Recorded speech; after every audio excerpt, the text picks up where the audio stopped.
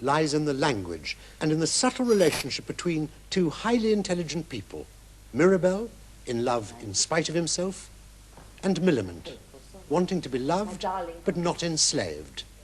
It's a well-known type of scene. It was already well known when the play was first produced. Two people jockeying for position, laying down conditions for their forthcoming marriage.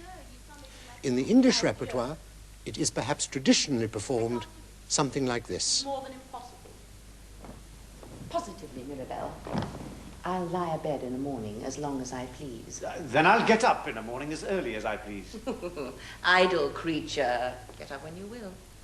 And you hear, I won't be called names after I'm married. Positively, I won't be called names. Names? I, as wife, spouse, my dear, joy, jewel, love, sweetheart, and the rest of that nauseous cant in which men and their wives are so fulsomely familiar. I should never bear that. Good Mirabell, let us not be familiar or fond, nor kiss before folks like my Lady Fadler and Sir Francis, nor go to Hyde Park together the first Sunday in a new chariot to provoke eyes and whispers, and then never to be seen there together again, as if we were proud of one another the first week and then ashamed of one another forever after. Let us never visit together, nor go to a play together, but let us be very strange and well-bred. Let us be as strange as if we had been married a great while, and as well-bred as if we were not married at all. Have you any more conditions to offer? Hitherto your demands are pretty reasonable. Trifles. To pay and receive visits to and from whom I please. To write and receive letters without interrogatory or wry face on your part. To dress as I please. To choose conversation with regard only to my own taste. To have no obligation to converse with wits that I don't like because they're your acquaintance, or to be intimate with fools because they may be your relation. Come to dinner when I please. Dine in my dressing room when I'm out of humor without giving a reason.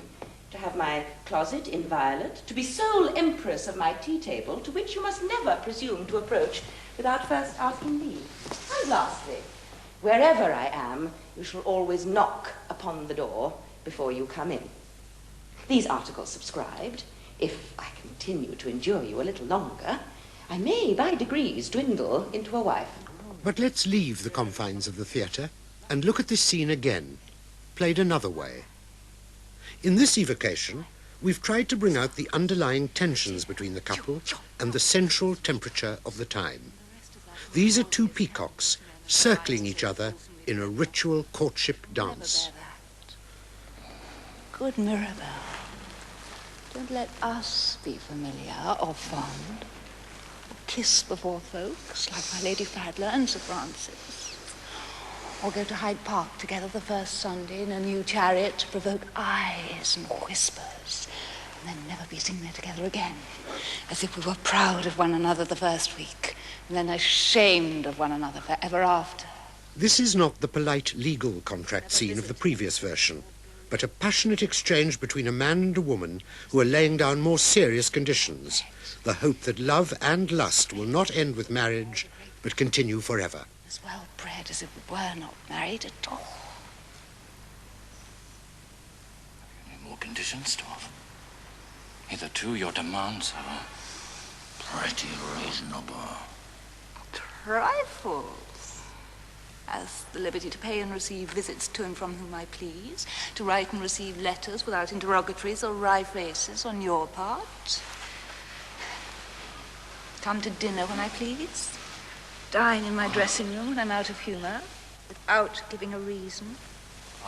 To have my closet inviolate.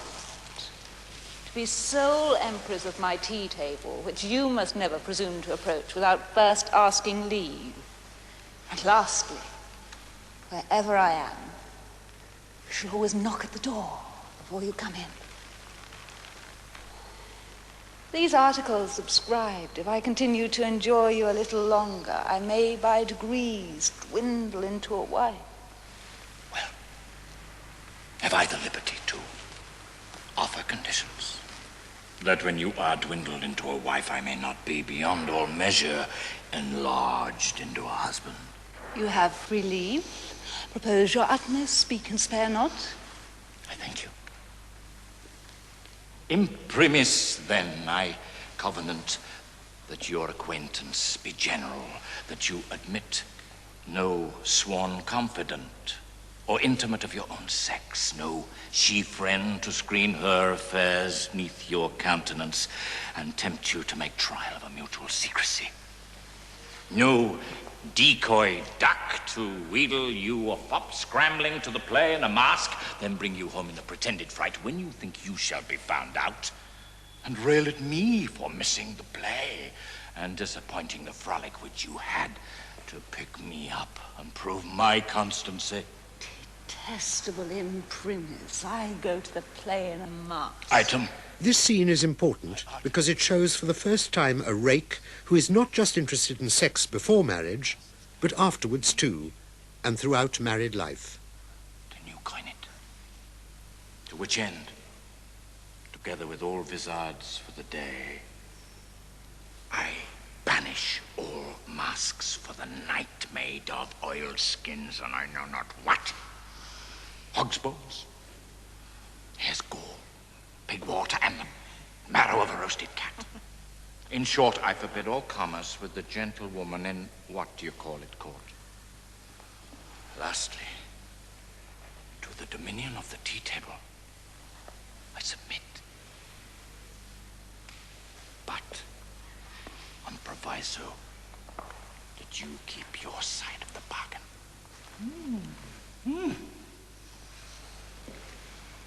Well, if Mirabell did not prove a good husband, I'm a lost thing. For I find I love him violently. The restoration